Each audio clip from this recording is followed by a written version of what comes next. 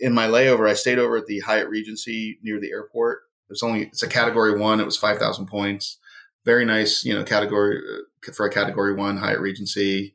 It's not a brand new hotel. I think it was rebranded as a Hyatt not that long ago, but perfectly nice, remodeled, rooms are all refreshed and decent breakfast. And then I took a desert tour in Doha. I was trying to figure out something to do. Now, of course, it's 108 degrees in July.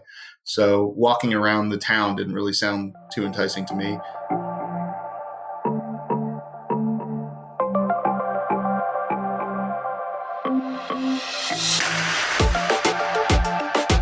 Yeah, I was just asking him, he was talking about taking an RV around, and I said, I've seen the Karen Nate video where they take some like crazy off-road vehicle around Iceland for like a week or something. I mean, they do stuff that like I wouldn't do. So Iceland is really rough on vehicles, apparently, because like people were constantly talking about how buses were like not like super well air conditioned, and there were problems with like some of the equipment, like because there's apparently a lot of dust and stuff on the road, so like vehicles are hard to maintain on that island. Well, the volcanic dust, and I think exactly. You have to get the car rental insurance. I think is pretty much a must there, even if you have Chase or whatever.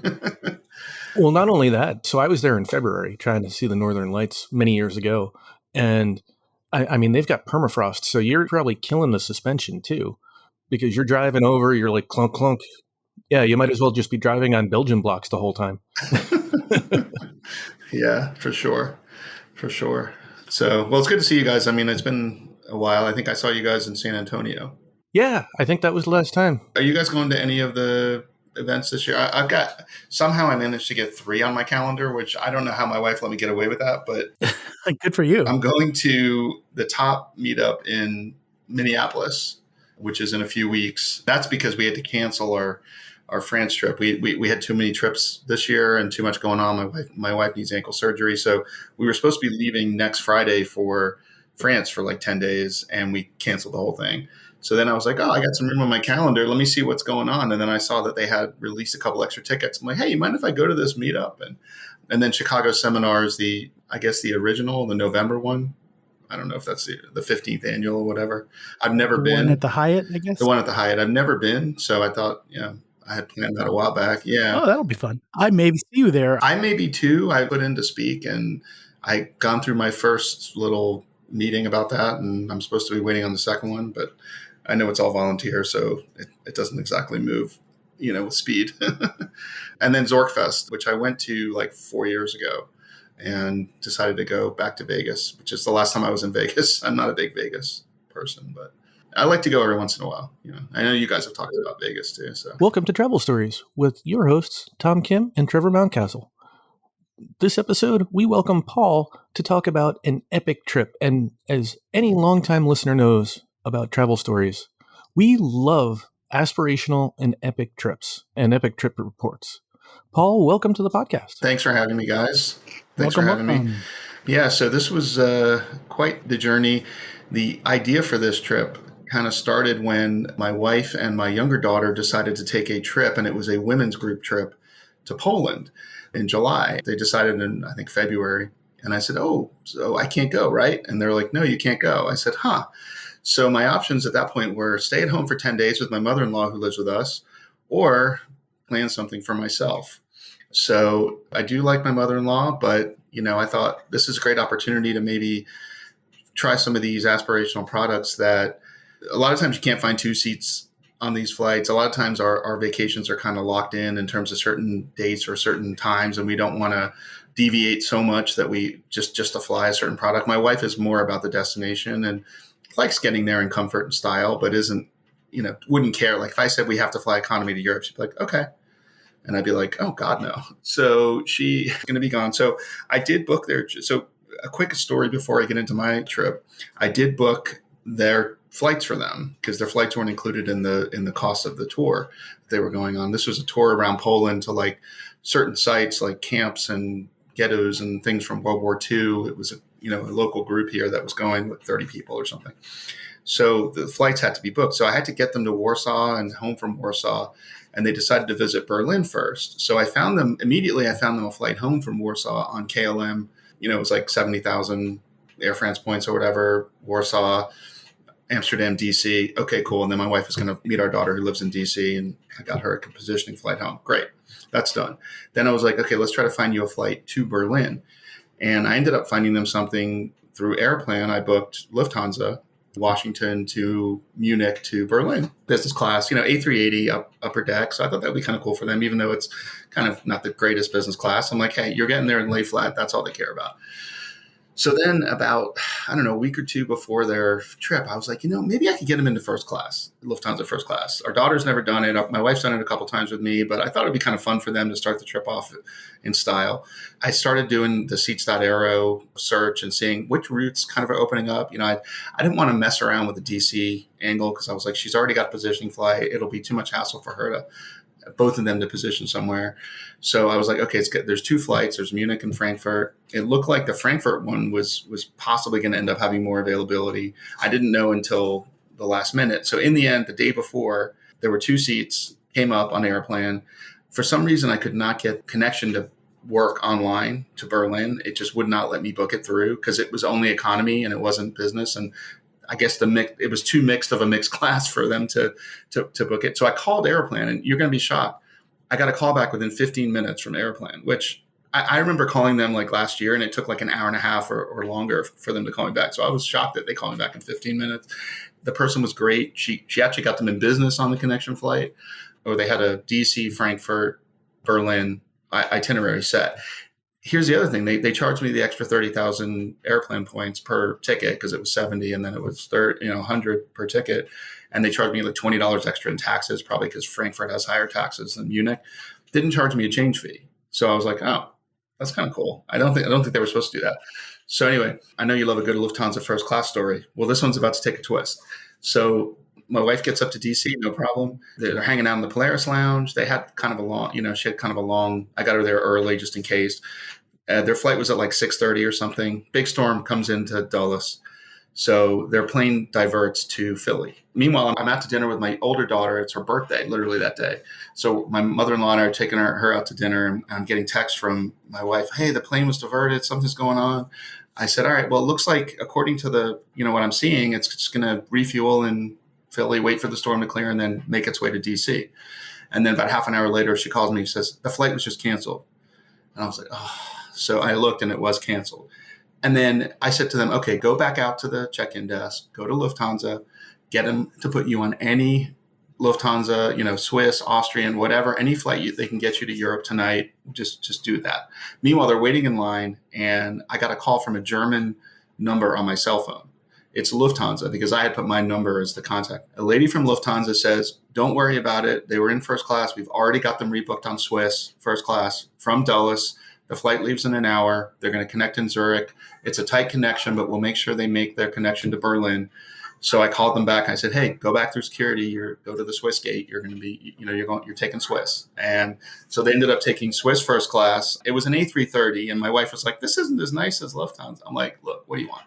So they oh gosh, and they lost ground experience. All those Swisses and these they found. They would have had like a 5-hour first class terminal ground experience too. But they were actually happy in the end because when they got to Zurich, their plane there was somebody in a cart that met the plane, zipped them to whatever, immigration, transit, security, zipped them to their connection gate. They got on the plane, no problem, to Berlin. And they made it there like 4 hours earlier than they would have. So they had like a whole afternoon in Berlin to, do stuff, which they were actually happier probably with that than any lounge, experience, even the first class terminal. So in the end, it has a happy ending. While it pains me to hear that they missed out on the lounge, I think it ended up working out better long term. Well, I mean, the funny thing is their original flight was the Munich flight from Dulles, which was supposed to leave at like 10:30. I think it ended up being delayed till like midnight.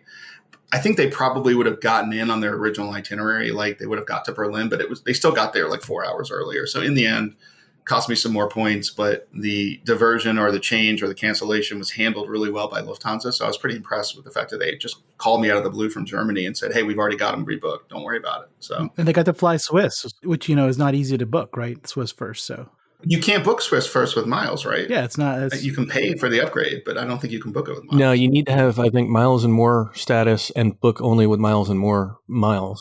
You can't book it with partner miles, but you can book business and then pay for it if you want, pay for the upgrade. But I think that's the only way you or I could probably do it, unless you have miles and more miles that you didn't tell us about. And like are an elite member. Yeah, like a senator or something to that, or Han. Let's not lose fact of the point that Lufthansa probably saved a whole bunch of money by doing that as well, by not downgrading them, by not getting them to their destination far too late.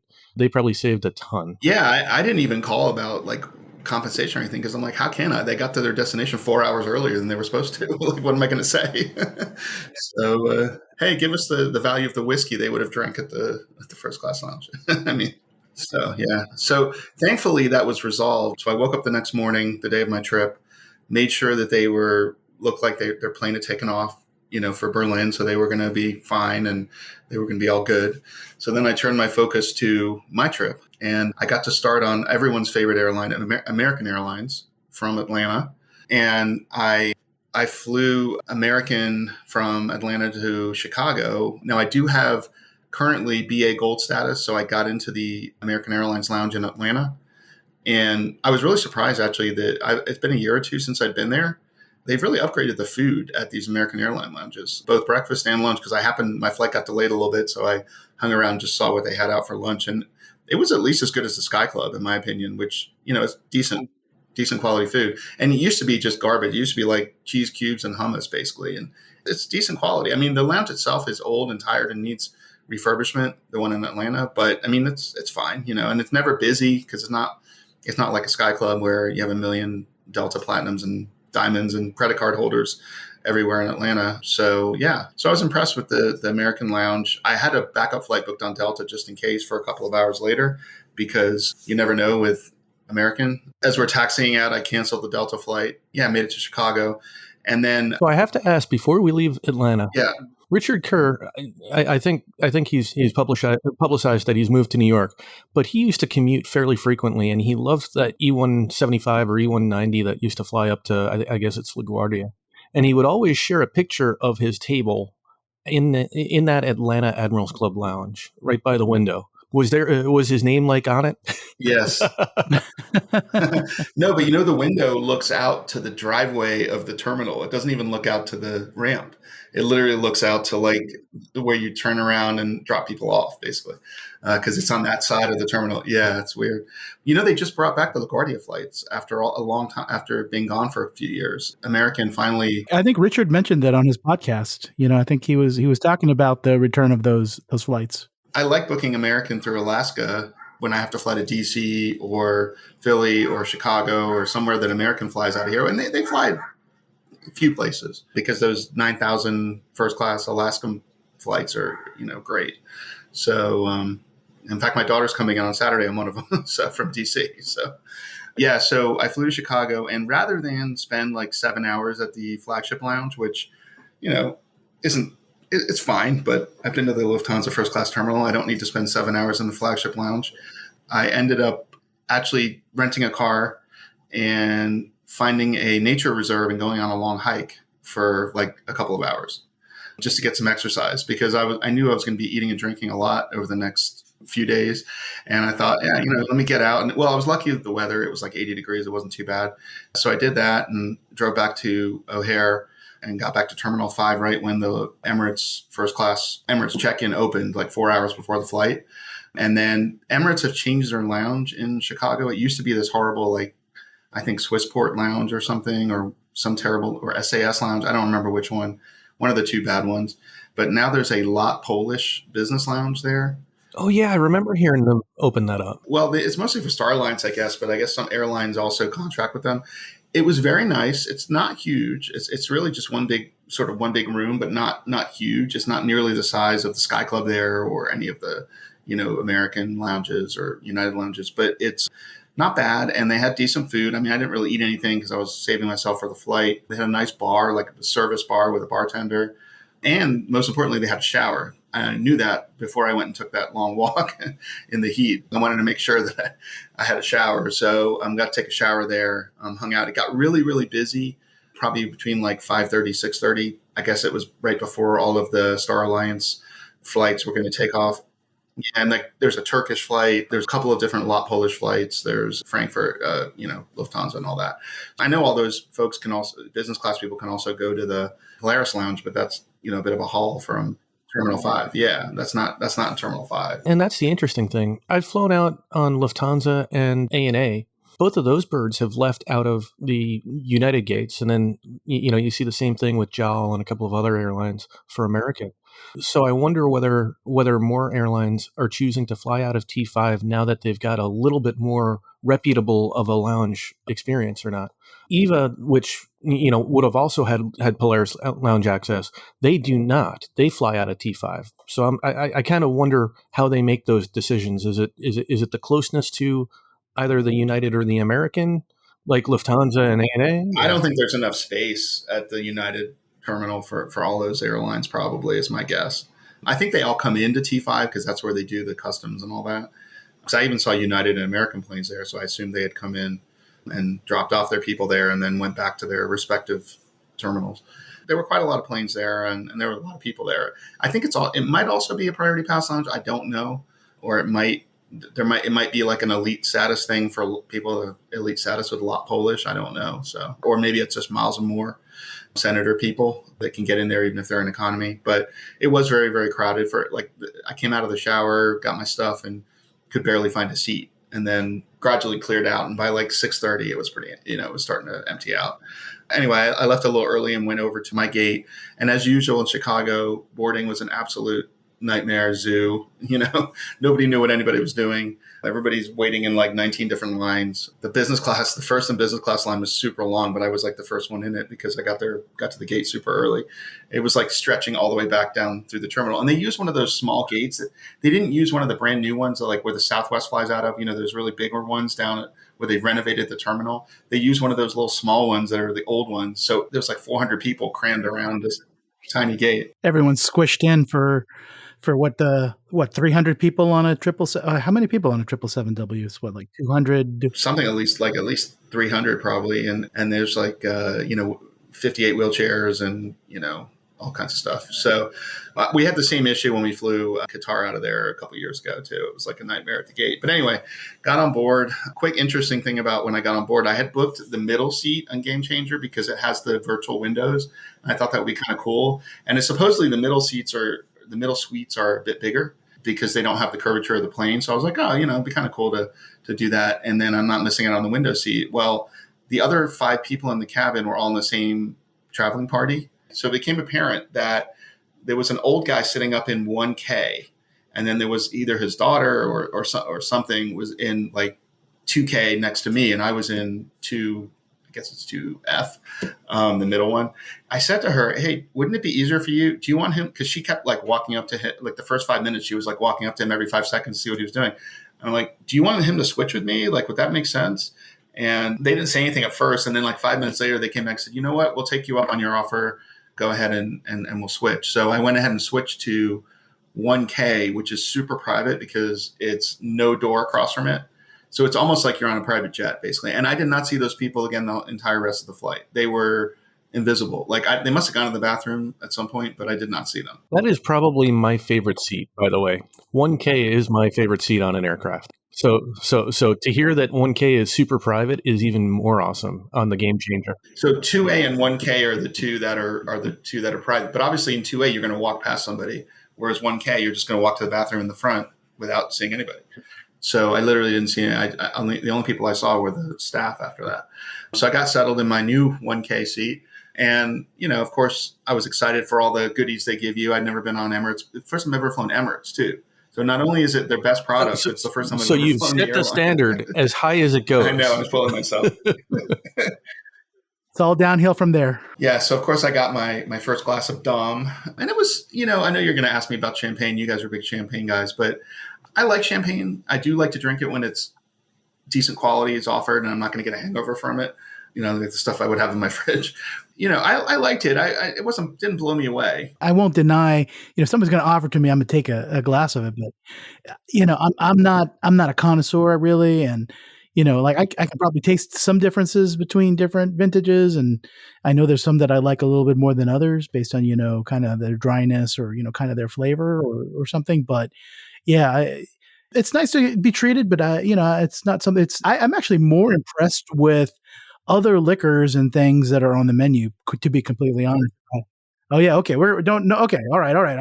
I'm rushing ahead. Sorry. Oh, we'll get to those. We'll get to those. Before we get off that topic, though, I have to ask: did they have the rosé version of the Dom Perignon? They did not. And I know they were serving something called P2 like a few weeks before, but they I guess the Plenitude. I guess they ran out of that because it was the menu said 2015, but I actually got 2013. So 2013 is such a that's actually a very, very good vintage.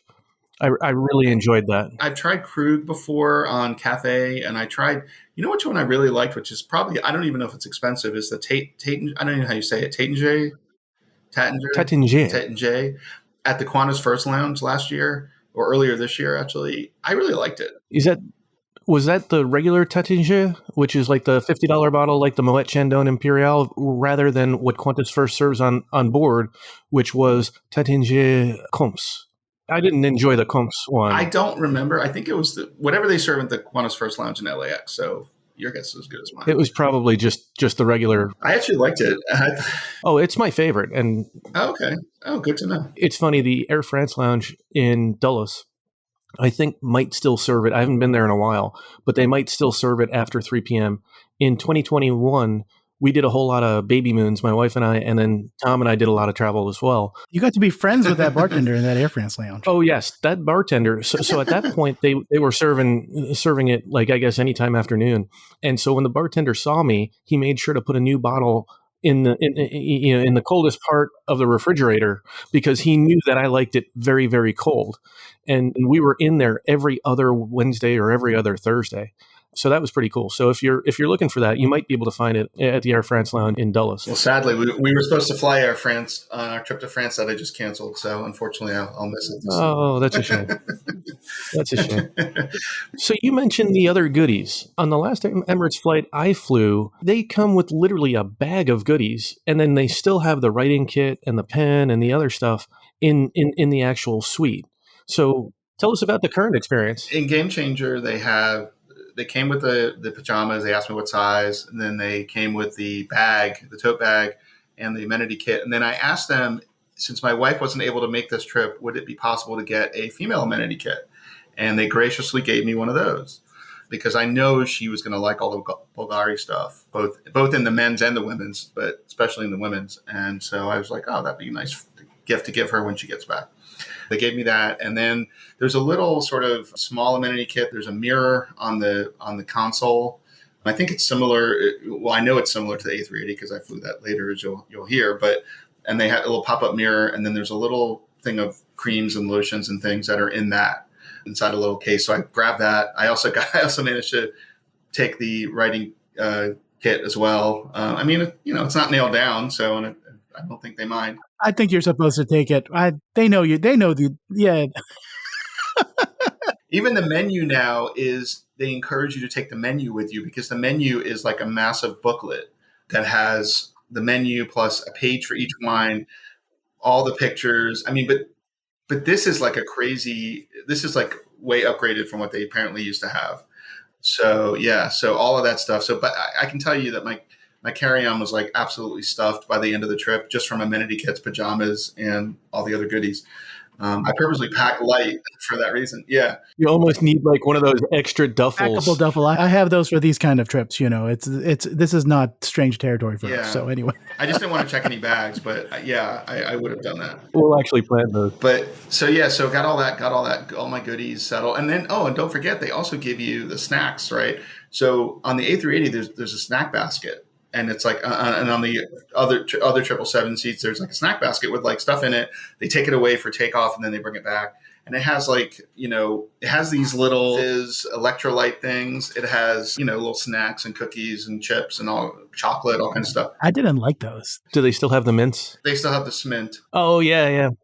My wife loves those things. And they have licorice and they have all different stuff. So all. I also grabbed those and In the end, I didn't take the chocolate bar only because I thought it would just melt. I was going to Dubai and Doha, so I was like, and Bangkok. So I'm like, yeah, there's no way this chocolate bar is going to last a week. So, but yeah, I took all that stuff too. And they have it. They have little cabinets on the side of the front of the seat instead of the snack basket. So they're all inside these little cabinets, and so is the water and the sparkling water and whatever's in there too. So instead of the little mini, and they do have the little mini bar that pops up that just has like some drinks as well. It's pretty neat. And then of course the difference with Game Changer is it's floor to ceiling door. So, or floor to ceiling suite. So literally when you close the door, like there's no light coming in across the top. There's some little holes in the door. Obviously they don't want to totally not be able to see in, I guess. But yeah, so, and there's a little window that they can open near the front where they could serve you through the little window if you don't want to open your door, which I thought was a bit much. I didn't quite need to avail myself of that, especially because there was nobody across from me. We started off with the caviar after we took off, of course. And then I had the only disappointing thing on this flight is I ordered the Arabic meze, and the flight attendant came to me and said, "Hey, we only loaded and 3 people already ordered it. So unfortunately, I can't give it to you. I could give you the business class one." And I was like, "Yeah." I knew I had another flight coming up on Emirates. So I was like, all right, you know what? I'll get it on the next flight. So I ordered a different appetizer, which actually turned out to be really good. It was like a shrimp thing. It's very tasty and probably saved me from like overstuffing myself with the meze. And then the meze, I don't feel like it's that different between business and first class anyway, if I remember. I don't know what the business class is like because, like I said, I haven't flown business class on Emirates. I've only flown first class. But yeah, so when I got it on the next flight, it was just massive. I had lobster tandoori, which I'd never heard of before, and was really, really, really good. Like one of the best things I've ever had on a plane. Just like a whole lobster tail with some like spicy tandoori sauce, and it was really, really good. So I didn't go for the usual steak. A lot of these flights I try to stick with sort of the regional dishes, or at least something somewhat regional, not just to go with steak or fish or whatever. You're being a little adventurous. I like to be adventurous. With your dining. Like, I like to eat a lot of different. I like to eat local cuisine wherever I go. So I figured this is the closest thing. I'm at 35,000 feet. I'm with you on that. Although I also appreciate a nice steak. Although it's rare, even in first class. I think the number of times I've been served a really, really excellent steak. That wasn't like completely overcooked. It's not that often. I did have one on this trip though, and it was really good, and I'll get to it. I'd agree. I mean, I flew Korean Air First Class once on the A380, and I had to send the steak back because it was too rare. I mean, it was practically mooing. My wife would probably love that. They never make it rare enough for her. Don't get me wrong. I love a rare steak, but this is but this was too much. But I think it's just not even cooked. I think the best steak I've ever had, other than those surprisingly Chateaubriands that they used to serve on the South America flights on American, the best steak was Cathay Pacific. I mean, they gave you a steak bigger than you get at like Peter Luger's. I have to agree with you. I think Cathay they know how to do a really premium steak in first class. Those are the most memorable. They didn't have one when I flew it earlier this year. Unfortunately, they didn't have it on the menu. Yep. Oh no! Yeah. Oh, geez. A victim of the pandemic, maybe. Maybe. So yeah. So overall, I watched actually the movie Dune, which I hadn't seen, while I was having my very long. And I told the flight attendant, please. Going to the desert, watching a desert movie. I was like, space out my meal. Like, don't start the next course. Don't start making the next course until I'm kind of done with this one, kind of thing. Like, I really wanted to space it out, enjoy it, savor the experience. I didn't want to be rushing through dinner. So probably took about as long as the movie. And then, of course, I had to close with a glass of the Hennessy Paradis with a $1,300 cognac that they have on Emirates. And it was actually really good. I never used to be a big after dinner drink person, but ever since we went to Portugal and we had port, I've sort of gotten more into it, and it was very good, I have to say. I don't know. I think cognac is just too strong for me. I mean, like I know it's expensive, I know it's good, but the couple of times I've had Paradis, I'm like, ooh, this is like lighter. Well, I'm a whiskey drinker too, so that's not too drastic. Yeah, that part didn't bother me. I mean, I think it's probably a little lower alcohol than whiskey. It was good, and there's no other bells and whistles on the Game Changer because it's a 777, right? There's no shower, there's no bar, but the suite itself is really neat. Of course, I played with the lights a bit. You can change all the colors of the lights. There's so many things in it that are just absolutely pointless, like changing the colors of the lights. They give you binoculars, right, when you're in a window seat. And during some of the daytime, I was looking out and I'm like trying to look through binoculars through an airplane window to like the mountains that are down below us, wherever they were, the Alps or whatever. And even if the plane jiggles a little bit, like just hits a little turbulence, like everything gets messed up and the focus is all. I'm like, it was a complete waste of time. Just absolutely unnecessary. That almost sounds like a Mr. Bean type type situation. Like, yeah, trying to watch. But yeah, so I did have to make up the bed, and very comfortable bed. I only slept like 3 hours because I don't sleep great on planes anyway. And of course, I was excited for this flight and the other ones coming up, and I just kind of was like wired. So, and I was feeling a bit worse for wear after all the champagne and cognac. So I actually did try one of the little electrolyte tablets dissolved in some water, and it actually kind of helped a little bit, I think. So that was good. And then I just started watching stuff on the IFE and going through. I mean, there's so many channels on there, and they have it's got 32-inch 4K screen. And I did notice the difference between the screen on the Game Changer and the screen on the A380. It was definitely a higher quality screen on How the was the A380. seat compared to the A380? Because I haven't done the Game Changer yet, but I have done the A380, and my criticism of the A380 seat is, it's not as comfortable as you'd think. At least not for me, and for whatever I slept, I found it uncomfortable actually. I found it comfortable. The Game Changer's seat and bed were super comfortable. Like they have the zero gravity position where you can kind of like you're almost like floating. Apparently the chair was like made by Mercedes or designed by Mercedes or something. So yeah, it was super comfortable, the seat. So would you say a big improvement over? I would say it was an improvement. Yeah. Having flown both? Yes, absolutely. I mean, there's only 9 of them, so yeah, it's hard to fly it, but yeah, 9 versus what, 14, right? No, I mean, there's only 9 planes that have Game Changer. Oh, there's only 9. They never did anything with the rest of them. Supposedly, they're going to put something similar on their new, 777X that they're coming. Maybe will come out in our lifetimes, but we'll see. But yeah, supposedly they didn't convert any more planes. I think these were delivered with Game Changer, but they didn't.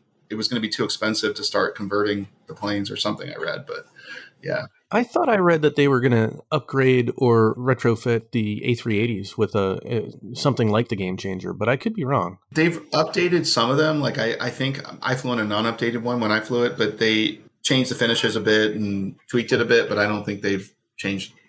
It wouldn't fit on the A380 the way it's set up on the upper deck, I don't think. I'm not sure that the dimensions would fit. Anyway, so I didn't sleep much, but I enjoyed it. I had my breakfast probably a little early, but I had my breakfast probably like 8 hours into the flight. Kind of went with a light breakfast. I was still pretty full from dinner, so I didn't have like the full eggs and all that stuff. I had like the chia pudding or something, but it was all good. The pastries and the fruits all fresh, and some of the best fruit I probably ever had on a plane. Right at the very end of the flight, I was a little hungry, so I tried the sliders, which kind of I think I've seen on a bunch of reviews and stuff, and they were good too. Although I couldn't even finish them because I was still pretty full. But yeah, our flight was relatively smooth, no issues. The flight attendant, other than that meze issue, was nice. Although she disappeared for like 7 hours. I guess they take shifts and they go sleep on the flight attendant seats or the flight attendant beds or whatever. And I had somebody else for a while, but everybody was super nice and they were super like, oh, it's your first time on Emirates. We want you to have a great time, blah, blah, blah, super cool. And didn't care that I booked it with miles. I know that's always a point of contention. Like, do they know you booked it with miles? Do they know, or do they think you paid $20,000 or whatever for the flight? I think they do know. I thought Lucky wrote that they do know, or some airline knows. But I don't think they care. No, I don't think they care. I don't think the flight, yeah. No, nor should they. I mean, that would probably be a pretty, a big disaster or a big scandal. If people were being treated differently. I actually disagree with you there. Not about people being treated differently, but I think what I've found is that the flight attendants like it when you're excited about being somewhere. And especially if it's just your first time and you're like expressing interest. I mean, that probably gives them more incentive to, do a better job. Yeah. And I think a lot of the people that are flying on miles are those people that have really wanted this aspirational opportunity that they probably wouldn't have the dollars to be able to drop. And so I think in my experience, Emirates especially, they break out the Polaroid on the A380. You go behind the bar, they get the photo. They're all excited about it. And so I don't think, whether you're on miles or not, I don't think that's going to influence them unless it's, the excitement that you bring with it. So let's talk real quick about, if I recall correctly, you got a stopover hotel as part of your Emirates itinerary. Is that, if that's correct? So it wasn't offered to me on the app, and then I chatted in with them, and they said, "Oh yes, you're eligible for this." It supposedly has to do with like how long your layover is and when the next flight is, and it's some weird bunch of rules. I don't really know how they knew, but they put me in the JW Marriott Dubai, which apparently is where the first class passengers go. I think business class goes to Le Méridien, and then there's some other hotel that economy passengers. But hey, if you're an economy passenger and you get a free hotel, who's complaining, right? So, well, I mean, as long as it's not like, roach infested or something. The JW Marriott, Red Roof Inn. yeah. So there was a chauffeur that took me there. I got there just before 8:00 p.m. Dubai time. And I had originally booked my car to come get me at like 6:15 in the morning because my flight was at 9:40 to Bangkok. And so I was like, all right, I don't want to go to bed right now. Let me quickly spend a couple of hours. So there was a shuttle from the hotel to the Dubai Mall, and I wanted to get a picture of the Burj Khalifa, just go see it. And so that was my extent of my Dubai experience. Was I went to the Dubai Mall, I walked through there. Yeah, I got outside. The fountains were closed. They were under construction or something because I would have seen the fountain show maybe. But then I had never been to Dubai, so I was like, I got to see something. So I went and took a picture of the Burj Khalifa, and then I got the 9:30 shuttle back to the hotel, and I was back in bed by like 10. So take us back to the airport. Did you have a chance to spend meaningful time in the lounge? Well, yeah. And which lounge did you get into? The next morning, I had trouble sleeping, not surprised given the time change. I woke up at like 2:30 in the morning. So I called downstairs and I said, hey, can you change? I tried to go back to sleep, couldn't do it. I said, hey, can you change my car to like 4:15? They said, sure. So I went downstairs. They had a car waiting for me at 4:15. Took me over early. So I went to the A lounge first, the A terminal first, which is the huge one that's the whole floor of the terminal, where you can board from the lounge and all the gates. My flight was leaving out of B, so I figured I'd go to A first and then I'd go to B afterwards before my flight. And, I did like it, although it was a bit quiet and lonely at 4:30 in the morning. There was like nobody there. It was like The Shining. I was in like a giant place with like nobody there. The food was good. I got sushi off the all-day menu, some breakfast, I can't remember what. And then it was cool. And then after about an hour or so, just kind of wandering around, taking some pictures, I went over to B and went to the B lounge. And I actually thought the B lounge was kind of a better experience because I think it's been renovated more recently. The chairs are a bit more updated. The decor is a bit more updated. It was a bit more hopping because, there were people around at 7 a.m. as opposed to 4 a.m. I actually thought the food was good, was better there because they have a sushi bar that you can actually go up to and order like from like 20 different things as opposed to like the pre-plated, 2 pieces of tuna, 2 pieces of salmon or whatever that they give you with the other one. So I actually thought it was, and they have like a sandwich bar. You can go order something. It was a bit more, I don't know, passenger friendly in terms of the food options, I thought. And the B lounge is the one that's sort of up a level, but you still have that open air feeling, and you go up and it's either to the right or to the left. Yeah, one is the business. The right is business. Yeah. So they don't have 3 levels of that terminal. They only have 2 because the other one, the business lounge, is above the first class lounge. So yeah, and it's also the whole terminal. I like that lounge, and they even have like a little video game thing in the kids area. And I caught myself playing a little game of Daytona 24, and then I looked over when I was done, and some guy was playing Mario Kart with his kid, and I was like, you know what? I don't think I need to be in here. So I was like, but it was fun. And then my flight was actually pretty close to the lounge. I didn't have a long haul to get to my gate, and I was on the A380 to Bangkok. They actually have, I think they fly like 5 flights a day to Bangkok or something, and like I think 4 of them are on A380s, but 2 of them are on the ones that are like the super high capacity 600 seat A380s that don't have first class.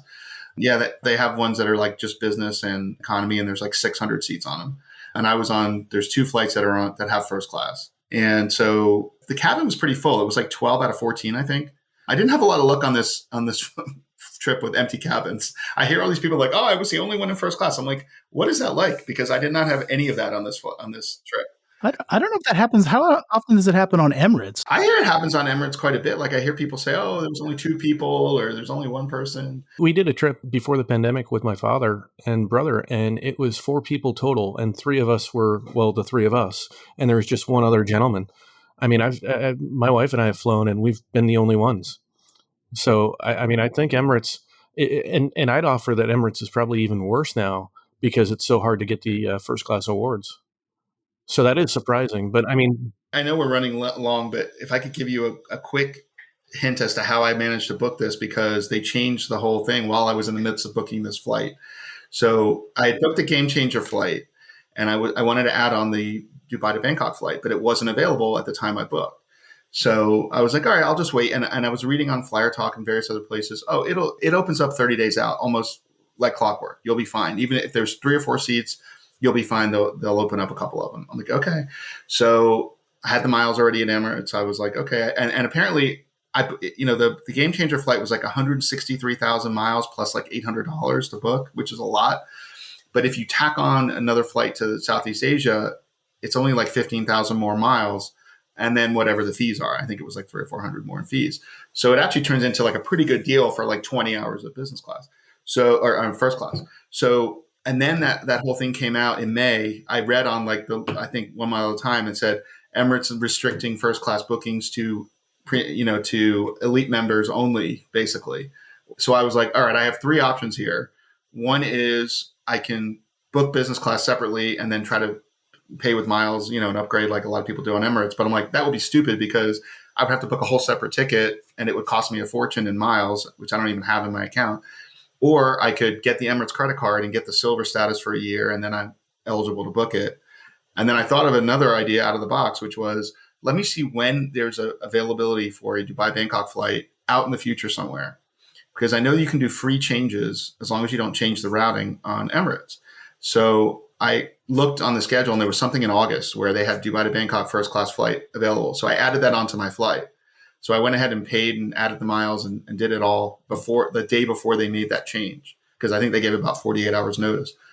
And then lo and behold, a month before the flight, about a month later, my date opened up. I called them up. I made the change, no problem, because I already had the first class ticket. If I didn't already have it, I wouldn't have been able to do anything about it because I didn't have elite status. Not that that's really going to help anybody because they already made the change. But anyway, I figured I would just tell you that. So I hopped on the A380. No, but I think that, yeah. And Sorry, what were you going to say? I think that's relevant though. I think that's relevant though, because I mean, like, you can get the card to get gold status and stuff like that. So it might be a relevant data point, especially the 30 days out piece. Yeah, well, the fact that it's free changes, I think, is great. And I think a lot of airlines do that for first class. Like they don't make you pay like change fees or whatever for first class, which is nice that Emirates at least does that. So yeah, I think if my wife and I ever want to fly Emirates, I probably would go ahead and get the card and just book directly in the first class and not take the risk on upgrades being available at the airport. I literally just got the card. Oh, did you? Yeah, I don't know whether it'll work for me because I'm trying to get 3 seats, but I'm hopeful. We're less than 30 days out, so I missed the mark. We'll do it one way or another. It just depends. You just have to look and see what the seat map looks like. Mine was like slowly filling up, but by the time I booked, I think they still had 4 or 5 seats, and they opened up. I checked on Qantas to see that they had opened it up because, of course, I couldn't check on Emirates because I didn't have status, but I checked on Qantas, and that's how I knew that they had the seat open. Yeah, I had a really nice leisurely lunch on that flight. Now, my whole thing on that flight was, when do I shower? Because we're flying from Dubai to Bangkok, right? The weather in Dubai is, obviously sunny and clear. The weather in Bangkok, it's rainy season, storms and stuff are around. And I talked to somebody who had taken a few flights on Emirates, and they had said, a couple times they canceled my shower because it was too turbulent. And I was like, well, I could wait till the end of the flight and take a chance, or I could just try to do it early in the flight and make sure I get my shower in because I've never done it before. So I ended up booking the first shower. So, yeah. I've always found that flying over India is the most turbulent time. I've done a lot of those flights. I just feel like that, for one reason or another, is the most turbulent time. But I think that gives you a little bit of time after you get past the Indian subcontinent. But I think grabbing it early is definitely the choice to make, especially because this is your one shot. Right. As it turned out, even over India and even as towards Southeast Asia, it really wasn't bumpy at all on the flight. It was actually pretty smooth, but I took my shower, got my pajamas on. Then I went, and by then it was probably like 11 o'clock Dubai time. So it was nice time to sit down and start my leisurely long lunch. And of course, Dune 2 accompanied my long leisurely lunch. So I had another long movie to watch while I had my long coursed out lunch. And that's when I noticed that the screen wasn't as good because the action scenes were a bit more pixelated compared to the Game Changer screen. So I definitely had a good, test from Dune 1 to Dune 2. I had the caviar again. And then I finally got my Arabic meze, and it was so big. Like, there's so many bits and pieces to it that they couldn't even fit all of it on my tray table. Like one piece of it went on the console. Like there's just so much food. Like there's a picture of me with like just I don't know how much. It's just so much food. It was good. And then I had like some sort. I went with like the local like matchboos or something lamb dish that they had. That was very good and tasty. One thing I noticed about Emirates is nothing was dry, nothing was overcooked, nothing was undercooked. Everything was done perfectly. Like all the food was really, really good on the plane. And I can't say the same about the other airlines, which I'll tell you. Did you find that any of the experience was a little bit different? I mean, obviously the food was wonderful. Was the alcohol or the champagne or the liquor any different? Yeah, I was going to ask about as a whiskey drinker. Like, did you find any interesting whiskeys? Not on Emirates, and they do have one that I love, which is Dalmore King Alexander III, which is like I found that at the first class terminal, and my wife even got me a bottle of it for my birthday once, which I was like, it's really good, yeah. But I actually didn't end up having any. I don't think I've had Dalmore before, except on Emirates. Yeah, I ended up not having any, and I don't know if it was just because that was the one I think, Trevor, that we enjoyed when we flew together. I decided to try the wine a bit more because I know Emirates is known for their wine, so I had some wine and tried their like expensive wines that they had. You know, it was good. And then after my meal and the movie, I had a choice basically. Do I want to lay down and go to sleep, or do I want to go check out the bar? And I was like, I'll go check out the bar, And then I went back to the bar and started talking to some people, and there were a lot of people back there. There were like Emirati people, there were, Western people, all different folks that were back there. Of course, there's people letting their kids run around, and, I can't begrudge you folks with younger kids, Trevor, who want to have their kids run around a little bit in the back there because you can't do it. When I went to the bar, I thought, I'll just hang out for half an hour and then maybe, I'll go back and take a nap. Well, I ended up staying back there like 2 or 3 hours. So I didn't end up as one does. Because I know that sounds like about the right amount of time, I think, if you're Trevor. Oh, that's a burn, but true, but feels like a burn. It kind of is, I feel like I lost some sleep because of you. Guilty. I had them bring back the bottle of Hennessy Paradise for me, so that was nice. Ooh, how did they do that? Because I've seen them actually. I want to ask. I want to let you answer because I've seen them do some pretty elaborate things. It wasn't that elaborate. Like I said to the flight attendant, "Hey, is it possible you could send back the Hennessy Paradise?" And she said, "Sure." So I went back there, and then I don't know if it was her or another flight attendant walked up with the bottle and put it kind of under the bar, like just put it right there, and then poured me a glass. And nobody asked about it. I mean, there may have been other people from first class back there. Not everybody back there was drinking because obviously some of the Emiratis don't drink. I think they were just having soft drinks and stuff. So nobody really made a big deal about it. So my experience, and I've seen this multiple times, is they put the Paradise. You know how they have the tray that has like the sort of lip, the metallic lip. They lay it on the tray, and then one flight attendant holds it against their chest, and there's usually a second flight attendant walking with them going through the cabin. I mean, I have no idea why they were this elaborate. It's not like somebody in business class is going to be like, "Paradise, I shall tackle you." That was like the funny kind of experience of seeing them bring the Paradise back and forth. And I don't understand why they did it. Maybe it just happened to be a coincidence that the other flight attendant needed to come back a bunch of times. I just got a kick out of the fact that like they get back into the bar and we were the only ones in the bar, and they like, pull it away from their chest, like sort of displaying this beautiful bottle of Paradise. And I'm like, that is a nice bottle, but just felt weird. It felt funny. Special precautions. I just remember one being carefully bringing it up, but yeah. So in the end, we didn't have any turbulence. So I stayed back there, and then by the time I got back to my seat, there was only like an hour left. So I didn't even bother. I should have probably, for research purposes, reclined the seat and see what the bed was like, but I didn't bother. I just watched something on the TV, and so I never actually found out what the bed. So when you asked me what the bed was like, I really don't know because I never actually reclined, which is kind of funny, but that's okay. We've heard a good, amount about your flight to Bangkok. So do you want to maybe share with us some of what you did in Thailand? Sure. We've been to Thailand before. My wife and I were there for about a week in 2018, I think. And we did Bangkok, and we went to Chiang Mai, and we also went to Koh Samui. We crammed a lot in, as we tend to do.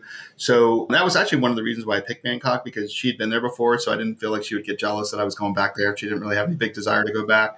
It's a very chaotic place, probably know. I enjoyed it. I went to the National Museum, which I didn't get to do last time. And it's not really her speed. So it was a good thing for me to do on my own. They have an English tour that takes you around all the exhibits. And it was kind of interesting to learn about the whole history of Thailand and even going back before Thailand. So that was good. And then I stayed at the Grand Hyatt, which is kind of right in the middle of where all the malls are, the big malls in the middle of town. So I think both of us have made our pilgrimage there too. And there's a temple right in front of it, right? Yeah, there's like the Erewhon Shrine, actually, is right in front of or it. the shrine, I should say. Yeah, you're right. Yeah, very popular shrine. I don't really know the story of it, and I didn't really spend any time finding it out, unfortunately. But yeah, so there was always a lot of people around there. But the nice thing is now, I don't know if they had this last time I was there, but they have this walkway now that runs under the BTS that you can walk all around that area without going across the street. So you can walk to all the malls, you can walk to the Grand Hyatt. It's a very busy intersection there. Yeah, so you don't. I never saw the street in that area because I walked up above and then walked on this walkway everywhere. So I went and got a massage. I went to the food courts at the malls to get some of the sort of best street food that they put in the food courts. Some of the Michelin star stuff, really good. So had a nice couple of days. Try to catch up on some sleep. Fitfully, I would fall asleep at like 10, wake up at 2, stay awake till 4, fall asleep for a couple more hours, that kind of thing. But that's fine. I didn't really need to get on Thailand time for 2 days. And then got a late checkout at the Grand Hyatt, was taking Qatar Airways A380 First Class from Bangkok. Was this first Doha. time for the Qatar Airways First Class as well? It was. We've flown Q Suites a couple of times, and we've flown on Qatar a couple of long hauls before, like I think 4 different flights. So I'm sort of used to their service, but I hadn't flown first class with them. So that was kind of a new experience. They have a really nice lounge in Bangkok, actually. They call it the Qatar Airways Premium Lounge. Yeah, I don't think I visited that. How was that? I didn't even know that it existed. So they have sit-down service, like you sit-down dining where you can order from a menu. I think I had sushi for like the 4th time on this trip, and then pad thai, because I wanted to see what their pad thai was like compared to what I had in Bangkok. And it was very good. It was wrapped in the omelet and everything. It was really good. And yeah, the only problem with the lounge is it's a little small, and they are going to move. So they moved their flights to the midfield terminal at Bangkok, the main airport, but they haven't opened the lounge there yet. So Emirates, you can kind of see the difference between Emirates and Qatar and how they're run. Emirates moved their flights out there and already have the lounge open, like the day that they moved out there. Qatar's like a year away from opening their lounge in the midfield terminal. Qatar doesn't have a lot of outstation lounges, right? I mean, they're compared to Emirates, I would imagine. Like they seem to have a smaller international network. Yeah, as far as I know, I mean, they have London. I know they have London, I think. I don't know if they have any others. But yeah, so the lounge was super nice. But it was crowded because, it's an A380 with a lot of business class seats and first class. And so it was busy. So, and then you got to take a little train out to the midfield terminal now at Bangkok. And then there's not much out there at the midfield terminal yet because it's pretty new. So yeah, and then I boarded the A380 to fly to Doha. How full was that? The cabin was actually full. So another one. I was literally the only person in the cabin a week before. So I'm like, I'm going to get my private jet experience on Qatar. And then by the time I boarded, I looked at the seat map and it was full. And it turns out I talked to a couple of folks and there was business was oversold. So they upgraded people with status got upgraded. So yeah, it's an open cabin. It's I guess the most similar thing is a bit like Lufthansa in the sense that it's 8 seats, open, no doors, big sort of like buddy seat that somebody could come sit on if they want, kind of an armchair looking kind of seat, very comfortable. And they had this Armand de Brignac Ace of Spades champagne, which actually I really liked. I thought it was actually very good. And I did make a note that I was like, this is actually not just a fancy bottle, but actually pretty good. So I don't know if you guys have had, yeah. That's the first time that I've actually heard of an airline serving that. Yeah. Apparently they only serve it on now they fly the Cathay 777s that they got. They fly those to Hong Kong, I guess, to try to keep consistency with Cathay, with their partner, and they serve Krug on those. So Yeah. So on the Bangkok flights, they serve the Armand de Brignac, which is a weird kind of quirk, I guess. But anyway, it was good. I enjoyed it. And the food was okay. My one mistake, I think, was they had like a pre-order menu that I saw like a week before. And I was like, oh, I don't know if I need that. I'm sure it's going to be the same food and, on the plane. And I don't exactly recall what was on the pre-order menu, but it wasn't the same as what was on the plane. So I feel like I would have been better off pre-ordering something, because what I ended up getting was okay, nothing great. It was like a lamb and chicken with rice kind of dish, and the other options weren't all that exciting to me. So, and their meze was good, but not amazing. I didn't think it was anything much better than what I got in Q Suites. To be I honest. almost feel like I almost feel like when you have the option to order, you order even if you choose that you don't want it. You still have that option. And and if you look at like Singapore's menu, there's probably others. I know on Well, Singapore has like 30 things on it, but yeah. yeah, but like even Austrian, I think you can order that ahead of time. There's probably a couple others. United, I know you can. I don't know for a fact whether United's is all represented with what's on board as well. But in my opinion, you can never go wrong with pre-ordering. No, I think you're right. This definitely was the correct call I should have done on that flight. But anyway, so I ended up having a very similar experience. This was a similar length flight to the Dubai to Bangkok flight, because it's a similar route. And this was an 8 p.m. flight, so it's sort of like not really a red eye, but it lands kind of late. So a lot of people went to sleep after dinner. But I, of course, decided to go back to check out the bar, which is behind business class on the upper deck. They have a different kind of bar. It's it's kind of an S-shaped kind of thing. It's kind of interesting looking. There's not really like a behind the bar kind of spot. It's kind of a weird kind of shape. And they also brought back the port from first class for me, sort of similar to the way that Emirates did the Hennessy. And I actually ended up socializing back there for like 3 hours, because there were a few different people there. And then I ended up talking to a couple of English folks, and I'm a big soccer fan, Liverpool fan, and they were both Manchester United fans. But despite that, they still were able to carry on a conversation. And I had a good chat with them about various different things, soccer, travel, all kinds of stuff. And we were talking for so long, they basically said, oh, you need to go, we're closing the bar down. You got to go back and change out of your pajamas. So, because I had changed into my pajamas when I got onto the flight, thinking that I would sleep. So I ended up not checking out the bed again on another A380. So I was over 2. Question: what kind of pajamas did they have? Were they different in the first class compared to the Q suites? No, they were the F1s that I got in Q suites like 4 months earlier. So they were. Oh, so they're the same one. As far as I could tell, they're the same ones. They might have been a slightly different shade, like a darker gray or something, but I think they were the same basically. So yeah, nothing too exciting there. I did get my wife another female amenity kit. They were very nice about that too. So I was now really overstuffed in my bag. But again, she likes she likes the stuff on Tar as well, because she's flown it before. So yeah, she was pretty happy with that. And still, what, 3 more flights to go, right? Well, actually, yeah, one big one to go. So not too much now. We're in the home stretch. We're on the way home. So, and in Doha, I had about a 20-hour layover. And I decided originally I was going to do the night in the Al Safa lounge and then fly the next morning to Abu Dhabi, where I was going to pick up the Etihad flight.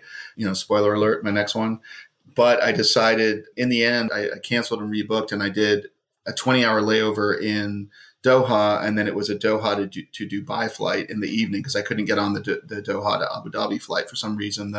The website would not let me book that. So I just went ahead and flew to Dubai. So in my layover, I stayed over at the Hyatt Regency near the airport. It's a category 1. It was 5,000 points. Very nice, category for a category 1 Hyatt Regency. It's not a brand new hotel. I think it was rebranded as a Hyatt not that long ago, but perfectly nice, remodeled, rooms are all refreshed and decent breakfast. And then I took a desert tour in Doha. I was trying to figure out something to do. Now, of course, it's 108 degrees in July. So walking around the town didn't really sound too enticing to me. So then I was like, oh, well, they have these little tours where they take you out in the desert and they bash the dunes in a 4x4. I went on an ATV around the sand dunes. You can ride a camel. I decided not to. I've done it before.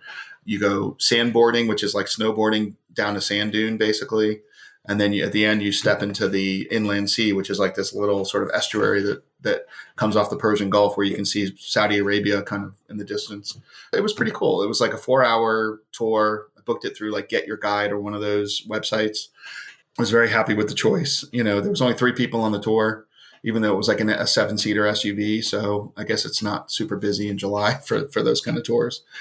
So yeah, so that was fun. Just get out there and do something while I was in Doha. And I'd never been there before. So that's awesome. Yeah, I feel like I've flown through Doha so many times and I've missed so many of the opportunities. I haven't done the Islamic History Museum. I haven't gotten out to the desert. So glad to hear your great experience. That inspires me to try to do more next time I go through Doha. So yeah, I don't think it's that hard to book an itinerary with a layover there if you can. But obviously it depends, with the little one, it might be more difficult. I had a flight that evening to Dubai, and I went a little bit early to check out the Al Safwa Lounge, which I had not had the opportunity to visit yet. We've been through Doha a couple of times, but we were in business class, so we had been to both of the Al Marjan lounges, but I had not been to the famous Al Safwa Lounge until this trip. Yeah, I feel like Al Safwa's pretty cool lounge. It's definitely feels like what is it, a museum? A museum. Very much like a museum, and almost to its detriment, I would say. In some ways, I felt like if I dropped a pencil, like everybody would turn around and look at me. It was like, and the food I don't think it's that great. Like I wouldn't put it at the same level as the Emirates lounge. Definitely not as the Lufthansa lounge, first class lounge.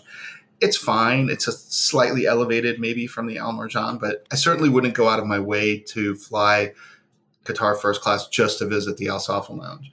Again, I went and sat and had the restaurant area, and I had afternoon tea because it was like 4 o'clock, and I was like, you know what? I'm not in the mood for like a steak. I'm not in the mood for whatever. So I was like, let me try this, and it was actually pretty good. It was like, the British style like sandwiches and cakes and scones and stuff. And it was good. I ordered the champagne. They had 2 different kinds of champagne. It was nothing great. I think it was like Lanson or something. And then I ordered the rosé, and they brought me the regular because the guy seemed like he was in training or something, the waiter.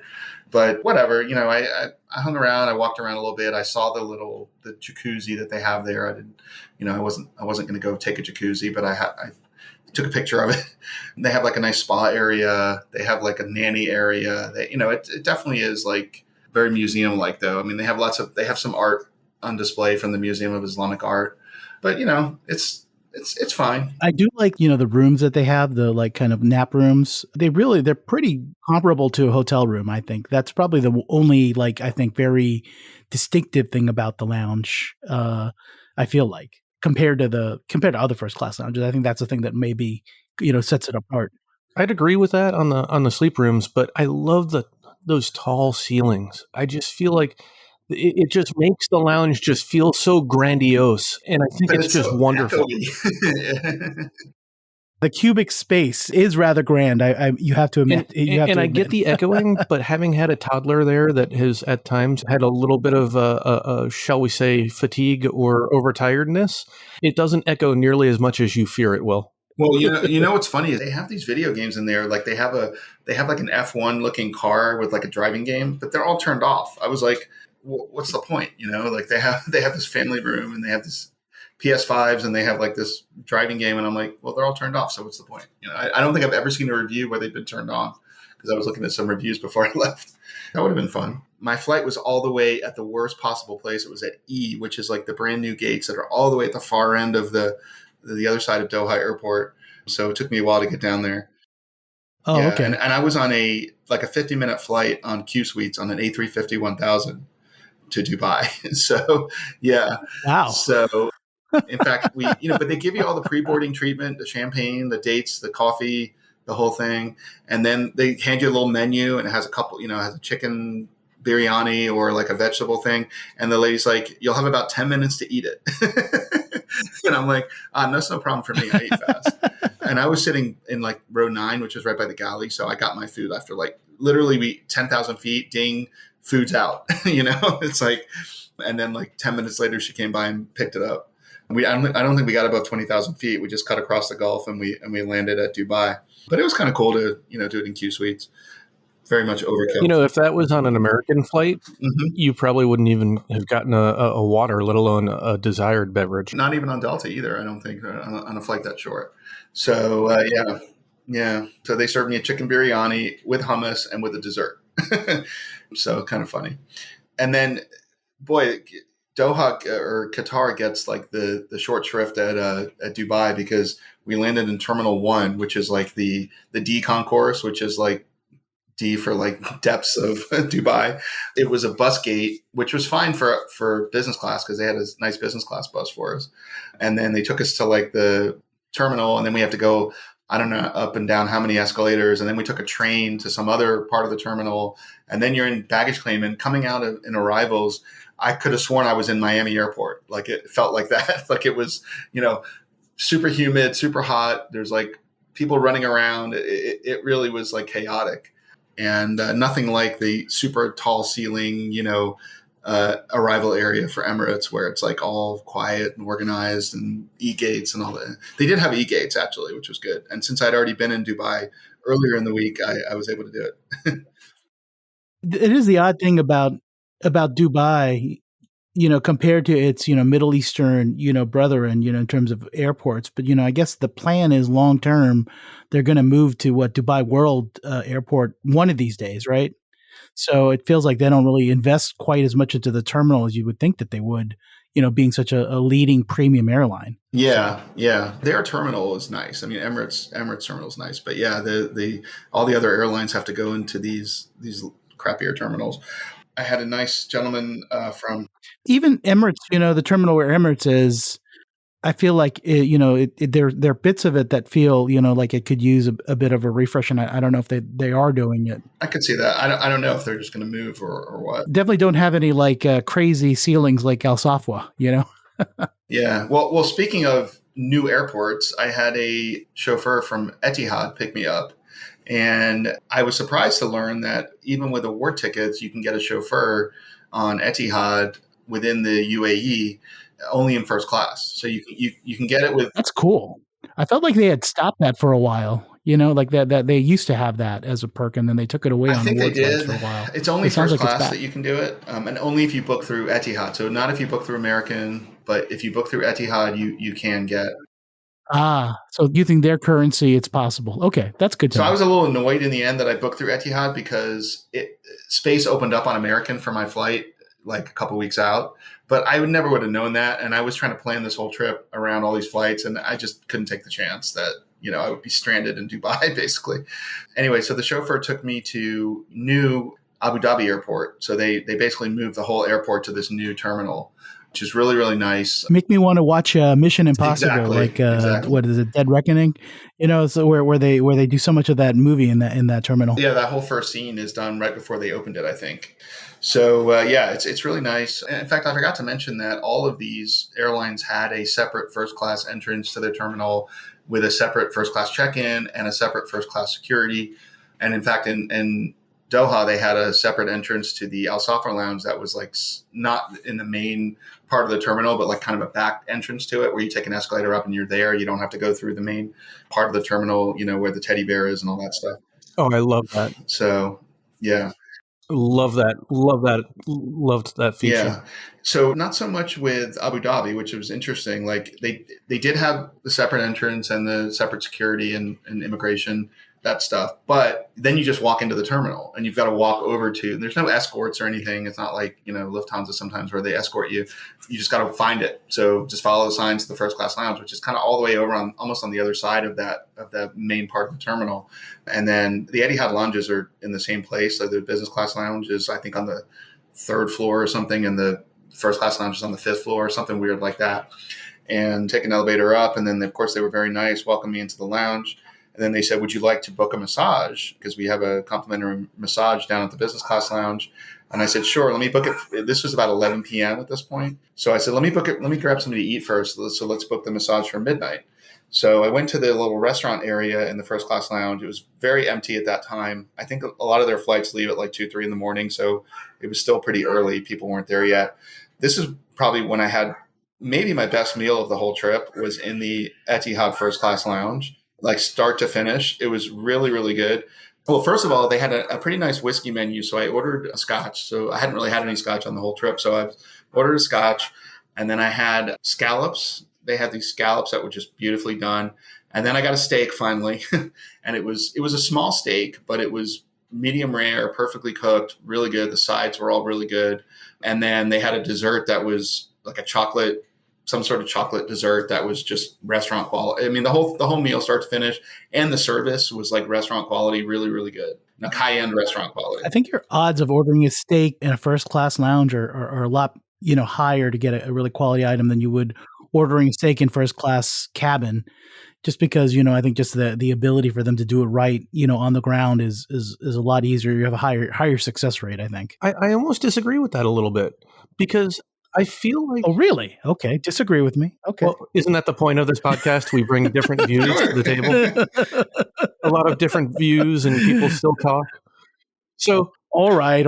You're allowed. So what I would say is that I see fewer airline lounges offering steak. Now, can you get a Wagyu beef burger?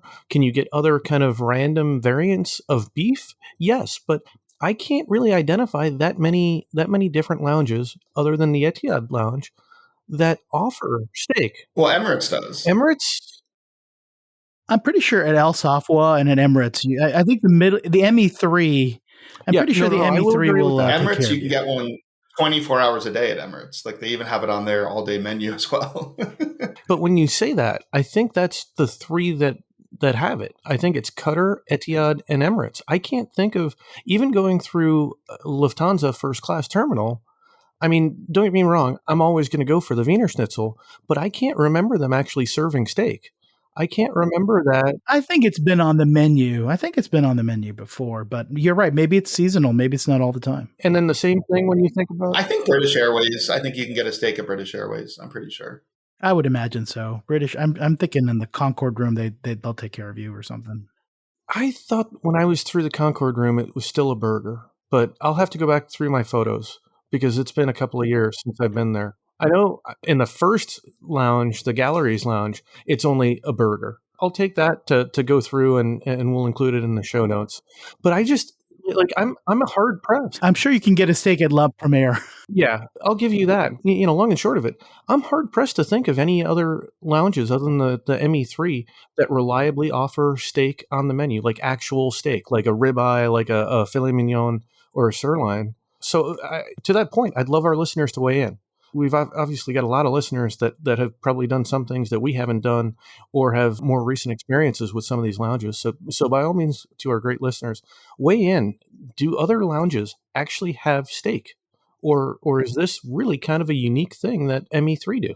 It might be more limited to them, but So the meal was so good, and then I had been drinking a couple different kinds of scotch, and honestly, I don't remember what I ordered. But then the waiter comes over to me as I went to sit in kind of one of the lounging chairs that were nearby there, and I was waiting for my massage time. And he says, "Hey, listen, I know you like the whiskey. I have another one that's not on the menu that you might like. It's the Macallan Enigma." And I was like, "Oh, I like Macallan generally, so yeah, I'll try it."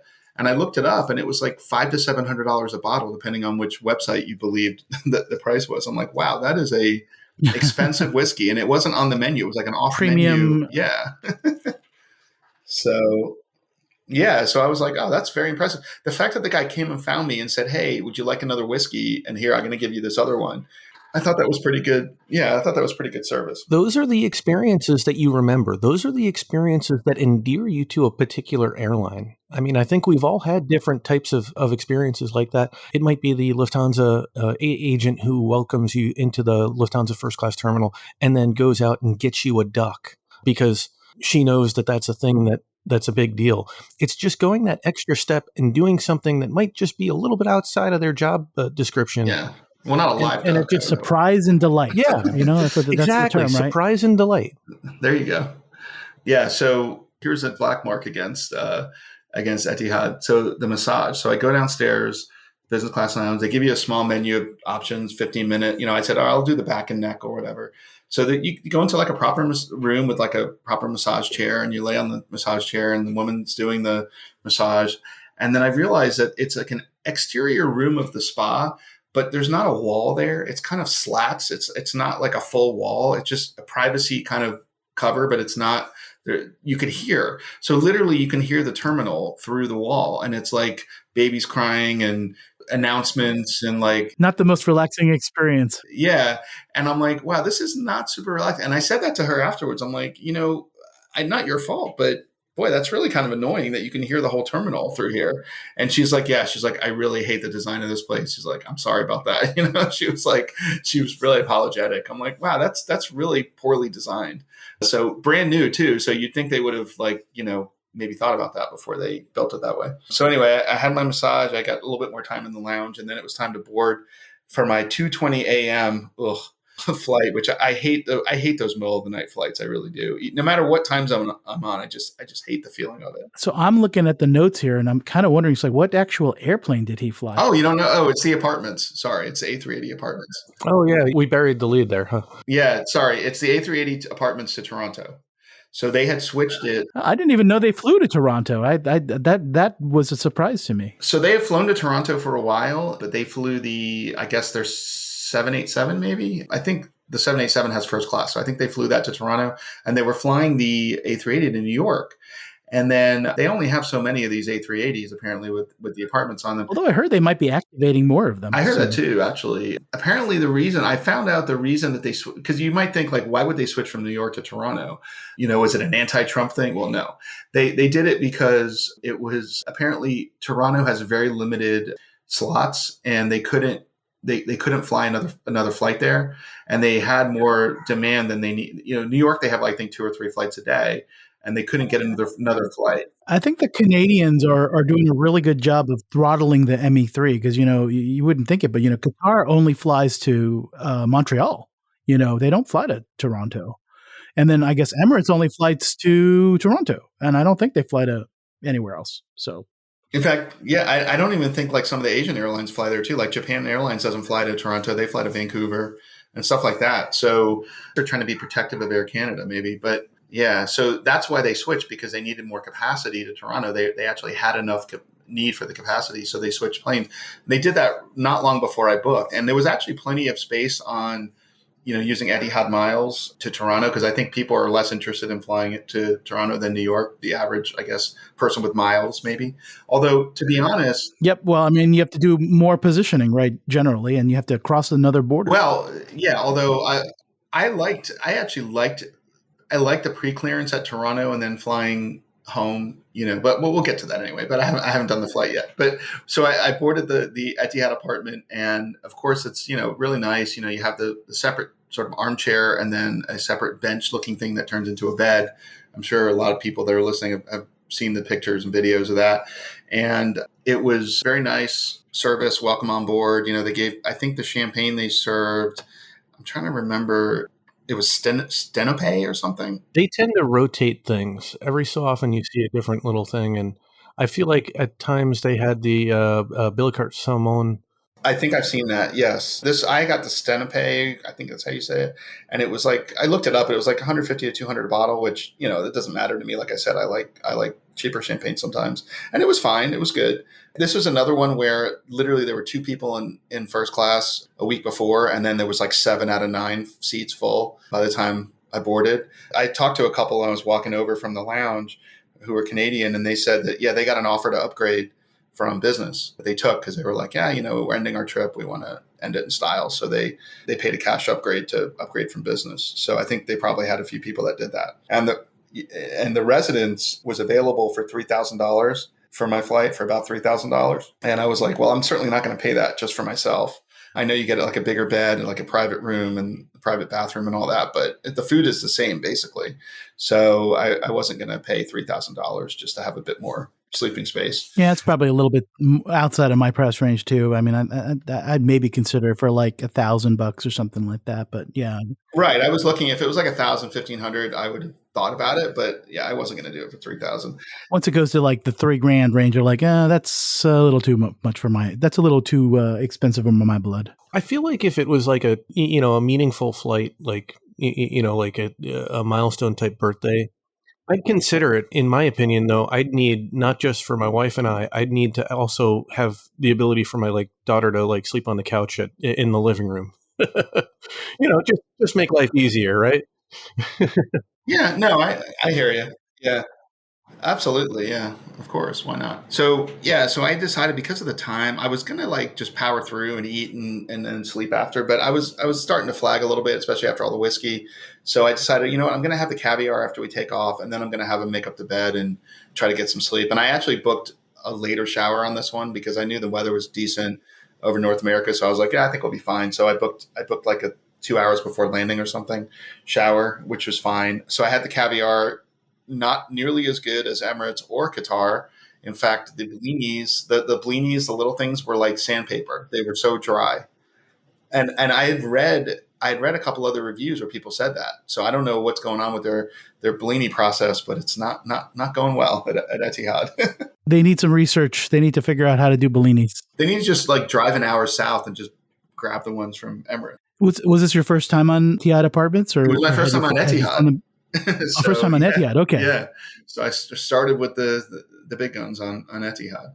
My first time. Sorry, I should have told you that. I hate to say it, but that's as good as it gets. I mean, so Tom and I have flown Etihad for probably almost a decade. And I remember an Etihad that was so much better, even in the apartments. They've come down so poorly. And it's really sad to see because I want to see a third meaningful airline. And That's true. Yeah. At least they brought the apartments back. I mean, like there was a time where they didn't have that. yeah, that's true. But I mean, they're close to ceding their lead to Turkish, which doesn't even fly a first class. One thing I don't like about the Etihad A380, no individual air vents. Emirates, you're spoiled for individual air vents. You have one over your shoulder. You have one in the thing on the seat. Got to bring a fan, USB fan for the win. I did. I brought a USB fan. I did. There's not a really great place to put it when you're sleeping. So it was fine for when I'm sitting and I could put it on the little side thing and it was fine. But yeah, so I did go ahead and go to sleep after, I changed into the pajamas before the flight and then I went ahead and went to sleep. So they have the amenity kit on Etihad, just to close the circle on that. They give you like a large, like Armani bag. It's almost big enough for like a small laptop. It's kind of a weird thing to give, but it's nice. It was another nice gift from the wife. And the amenity kit, she told me that the amenity kit for male and female is the same. So I was like, all right, well then I don't need two of them. So, which I thought was kind of weird because normally they give you, even in business class, they'll give you like a different one, most airlines.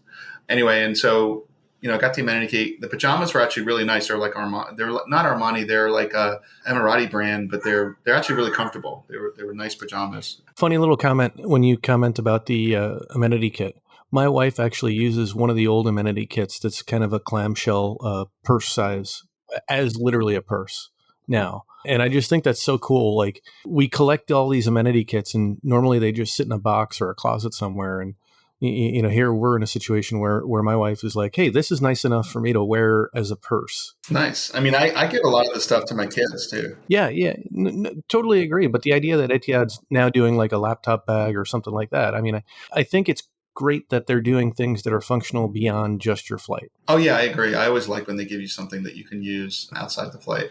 So yeah, so that was nice. And then I went ahead and they made up the bed and it's super comfortable. Like definitely the most comfortable bed of the trip.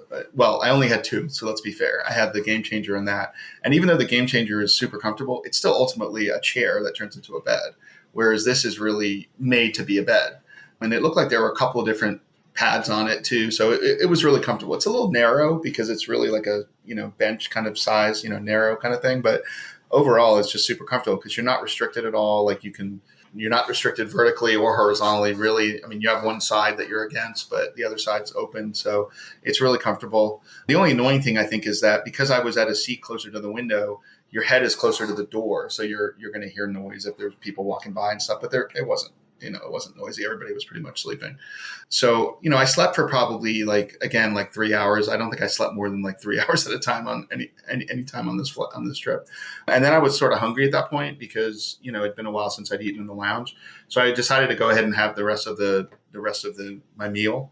And, I ordered the meze and it was okay. It was nothing near what Emirates had. In fact, the Q Suites meze is probably better than the current Etihad meze, I would say.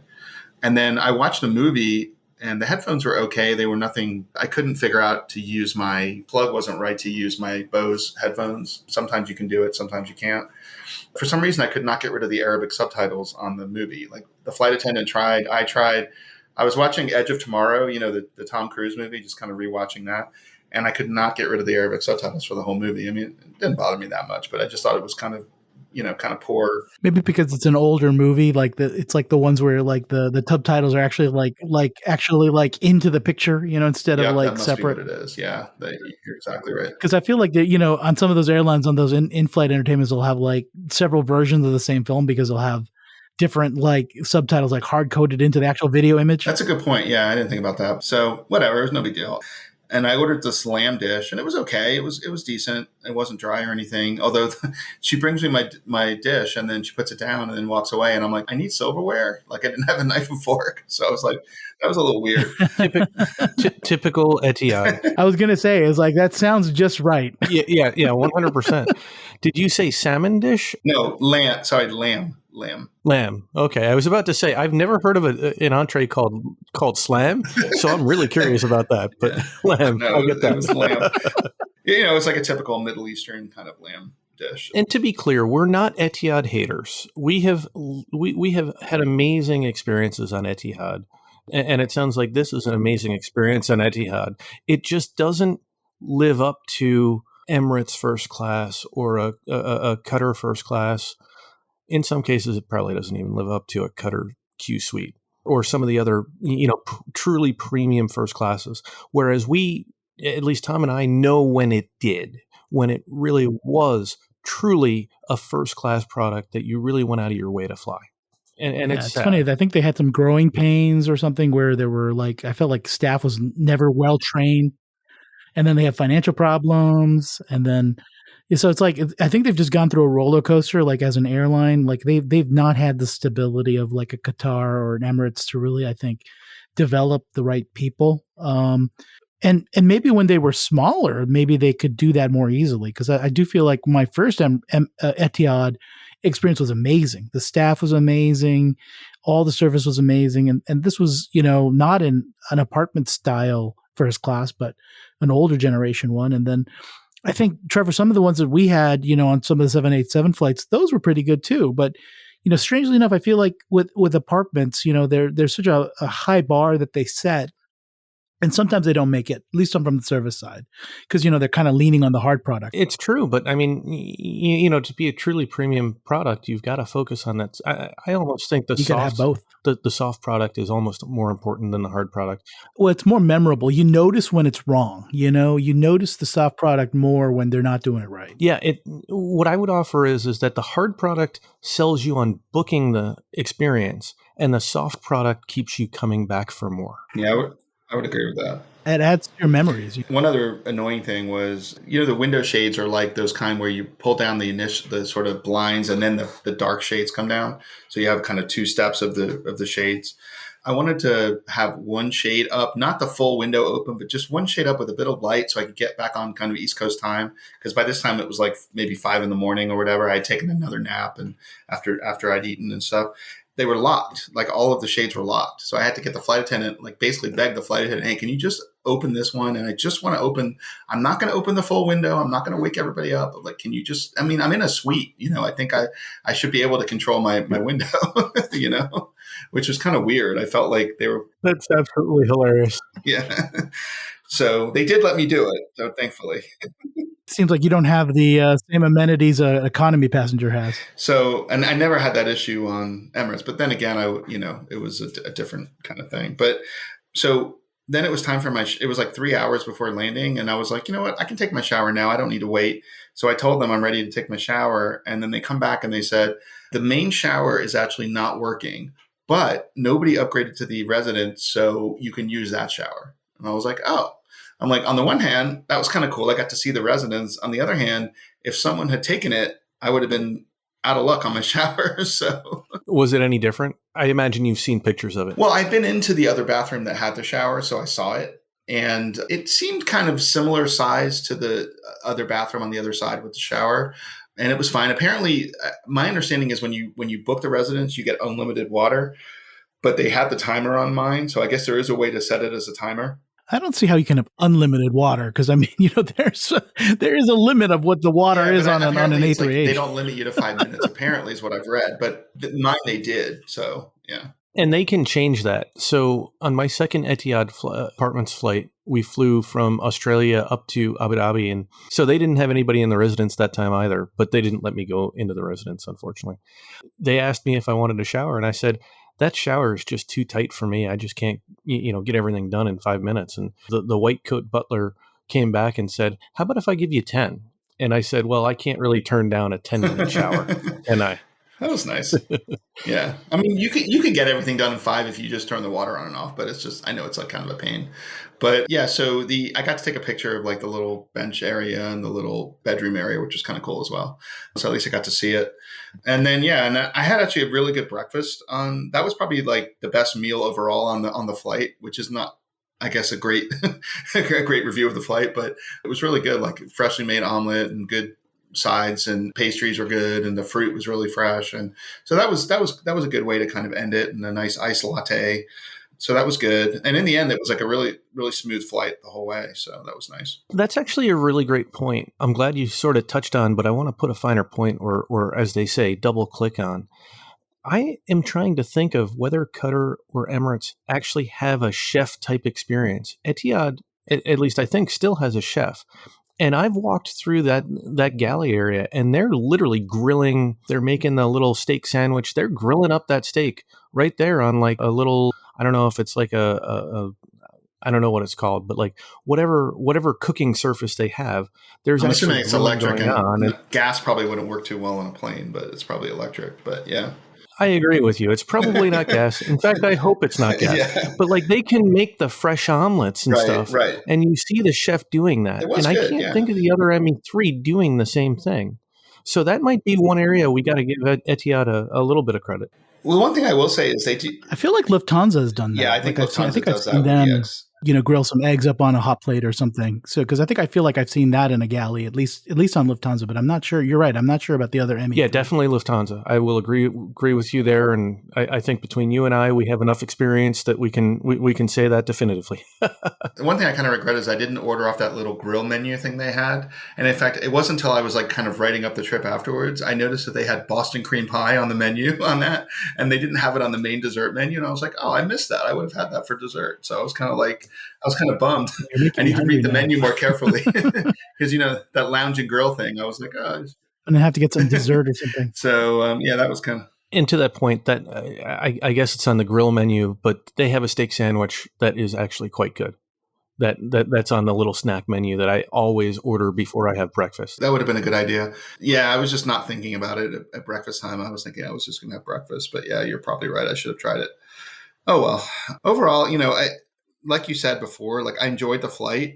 Go out of my way to book it again? Probably not. If it worked out that we could fly that way and include an apartments flight and it was bookable maybe through American or something, maybe I would do it. But I'm certainly not going to go out of my way to try to fly it again. I will try to go out of my way to fly Emirates again at some point. Probably won't go out of my way to fly Etihad apartments again. Yeah, I think that's a pretty standard, I think, summation, of the ME3 there. I think we've had multiple people on, that have talked about, their experience with the ME3. And of course, Trevor and I have flown them sometimes as well. And, it does seem like Emirates seems to still come out on top most of the times, even looking, as just looking holistically of, what's involved in that kind of first class cabin. Etihad is fun, but you're right. I think it's you've done it, you've experienced it. If it's available, I mean, definitely wouldn't disqualify it, but is it worth seeking out multiple times? Not Ironically, Etihad just started flying to Atlanta, but they fly the A350 here. That's just, doesn't have first class. If I could find like a great deal, even with Etihad miles, although it's risky, flying from here through the Middle East to Asia or something, I would do it. I mean, I especially liked, the airport in Abu Dhabi. I thought was nice, very easy. It seems like it would be a really easy place to connect. It's not super huge. You don't have to take trains everywhere like you do in Dubai. So, I mean, overall, I think they've improved their connecting experience. I think they're trying to become more of a hub and spoke kind of thing for people to fly to India. Like here in Atlanta, all their ads are like get to India with one stop, basically, is their pitch, because we have a big Indian diaspora here in Atlanta. So, and hopefully it'll work, because I mean, it's always good to have more competition in Atlanta. God knows we have too many Delta flights. It definitely seems to be one of those regions of interest for all the ME3, because I think they all fly a lot of folks to whether they be the South Asian diaspora to India and that part of the world. And same thing with Doha, with Qatar flying from here as well. They do a lot of those flights too. I was in lovely Canada for all of 2 hours. I had to switch terminals, which is a little bit of I had to enter Canada, which meant filling out the little form online and doing all that and make sure I did that. And then the person at immigration was like, "How long are you staying in Canada?" I'm like, 2 hours. I'm like, "I'm just going over to Terminal 3. And he's like, "Oh, okay, no problem." I love doing that. Yeah. I do that at least every other year. Yeah. They get a kick. Yeah, so that was pretty funny. And went over to Terminal 3, which is definitely the weak sister of the two terminals in Canada. So went through the U.S. pre-clearance. Having global entry obviously makes it much quicker. And then I thought it was going to be rushed for time, but in the end, my Etihad flight was like 40 minutes early. So I ended up having plenty of time. And I even checked out the little Plaza Premium Lounge they have over in pre-clearance, which is literally the size of my living room. It's tiny. I don't have a big living room. I know, it's so crowded. And it was packed. And I literally sat there, and I wasn't hungry because I just had breakfast. So I basically sat there with a Diet Coke for like half an hour. And I'm like, this is ridiculous. And then I made the mistake of going to the gate, which was even worse because there wasn't even a seat at the gate. So when I flew Delta back home, thankfully for once, I was actually upgraded as a Delta Platinum in Atlanta. I was actually upgraded on a Atlanta bound flight. It was probably because it was like a Saturday at noon. So that was probably a good time to get upgraded. And I flew home, and then I actually landed in the D terminal at Atlanta, and I'd not been to the brand new Sky Club there. They had just built a new Sky Club in the D concourse. They used to have two tiny little ones, and because they're redoing that whole concourse and making it wider, they built a brand new one, and it's really nice. So I don't know how many times you guys get through Atlanta, probably not that often, but the one in D, if you happen to go through D, is super nice. So I mean, the food's the same, but I'm surprised they don't have one in Pearson, up in Toronto. They have an Admirals Club. I don't wonder why American gets a. Yeah, I was going to say, we were just at that Admirals Club, and I visited the Plaza Premium next door because I was just curious, and I told Trevor, "Hey, don't bother." Yeah, I was about to say you came back from that Plaza Premium Lounge far too quickly, or far more quickly than I expected. I almost considered booking. I walked in and walked out. I considered booking and canceling an American flight with miles just to be able to use the Admirals Club because I was like, oh my God, that Plaza Premium has terrible reviews. But I didn't. Yeah, the Admirals Club was, it was, considering it's the only, I guess they don't have a United or a Sky Club in Toronto, strangely enough, but it's serviceable, but definitely not, you didn't miss that much. They had the Coke machine. They had the Barks Zero. They had the fancy Coke machine that you could get whatever you wanted. You could with the diet Barks beer. Yeah. One of our friends was like, this is a major thing that you have Bark Zero in this Coke freestyle machine. But United uses the Air Canada lounge anyway, so they don't have and that's pretty big, yeah. I mean, don't get me wrong. I think the Admirals Club with the Coke freestyle machine actually beats the Air Canada lounge, even though Air Canada has more space. Yeah, I've been to those Air Canada lounges. They're nothing great either. The pre-clearance one, yeah. So, but that was it. So my daughter picked me up. My older one picked me up, and I was done literally 7 days from start to finish. Basically, I was done with my YOLO solo trip, as I called it. Yeah, it's amazing to hit all three ME3 in one trip. That's a pretty big accomplishment, I think. Yeah, well, I really wanted to do it, and I didn't know when I'd have the opportunity. I don't know how often my wife will take a trip with one or both of the kids, and I won't be invited. So I figured take the opportunity to take advantage of it while I can. Strike while the iron is hot. Exactly. So yeah. I have to tell you, you're building this little bit of a burning desire to get back onto the ME3. I mean, I think I mentioned earlier, I booked Emirates for our way home from a cruise in September. And now I've got almost this, I'm going to be setting seats.aero alerts and everything to see whether or not award seats in First open up. And then I'll just pay the change fee. Otherwise, I'm getting to that airport. If Emirates opens 4 hours, I'm getting there about 4 hours and 15 minutes early because I got to get us into this first class. It's only Milan to JFK, but I mean, you just built this desire. And I know that if my wife listens to this, she's going to be like, okay, when are we doing you our King Suites again. I do have to remind you that that same Qatar flight that Paul was on was one that I was looking at. I was eyeballing with you a couple of months ago, and you poo-pooed What, the it. A380? Ah, Yes. yeah. I'm starting to dig up old wounds or whatever, but I merely said I don't want to just fly to Europe. I said if I'm going to do it, I would prefer to fly Bangkok, Doha, Doha to the U.S. And you were unwilling to go that far because, candidly, it was like 200,000 points. So a little bit less with a 30% transfer bonus at the time. It was almost obnoxiously expensive. It was obnoxiously expensive. I don't think I told you guys what I paid for my Qatar flights, right? So it was 99,000 avios to fly Bangkok, Doha, Dubai. In effectively first class, basically. And that included, the 20-hour stopover. I will tell you that the one flight that I was looking at to Europe from Bangkok was actually less than that. Yeah. I mean, more power to you on that. I mean, at least you got the overnight hotel, right? Or no, you just had the stopover, right? I could have done it for less to go Bangkok, Doha, Atlanta, the whole thing in Q Suites. I could have done for less than that, which I actually thought about until the Etihad flight came up. I actually thought about just doing that.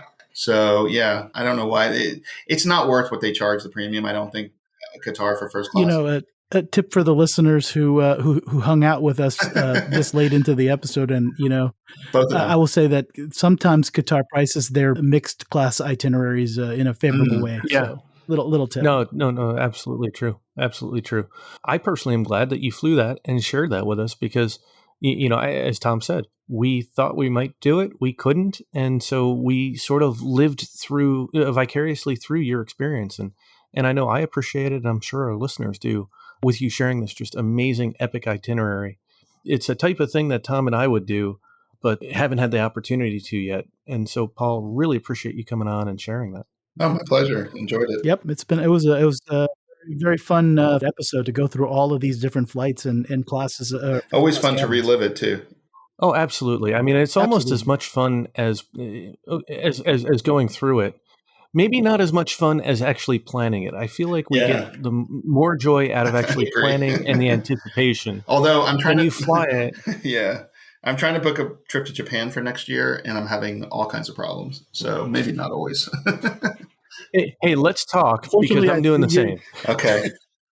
I think a lot of people are having that problem, but yeah, I think, but that's why we all love this, this miles and points game because, there's so much fun planning for it. There's so much fun flying it. And then there's even more fun reliving it later as a memory. So, it's definitely, those experiences that just kind of continue to, pay dividends much later on.